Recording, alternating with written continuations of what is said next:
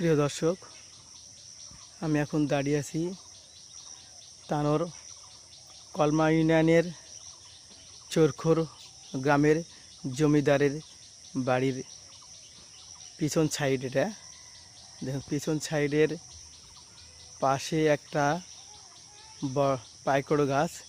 এই পাইকড় গাছের সাথে জড়িয়ে আছে একটি খেজুর গাছ। দেখ, প্রায় এক যুগ ধরেই এভাবে একে অপরকে জড়িয়ে ধরে আছে, নেই তাদের কোনো ক্লান্তি।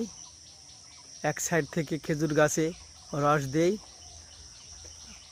এই গাছ থেকে রস শীতকালীন সময় রস সংগ্রহ করা হয়।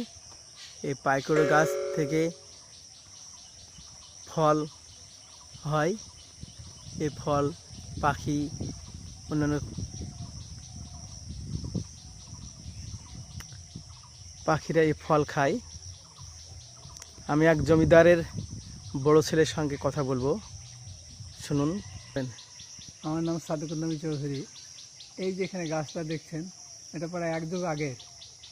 এতে এই আমাদের বাড়ির একটা ঐতিহ্য যে এরকম জড়ানো একটা গাছ, যার ফলে এই গাছটা কাটা হয়নি। দিন দিন বড় হচ্ছে, দেখতে সৌন্দর্য বাড়ছে।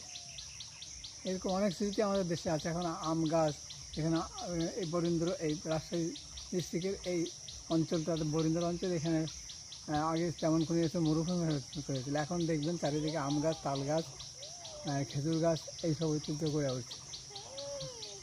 এই খেজুর গাছগুলো এখন আমরা ওই শীতকালে খেজুরের রস, এই গাছ থেকে খেজুর রস পান নাকি? হ্যাঁ, এই গাছ থেকে খেজুর রস।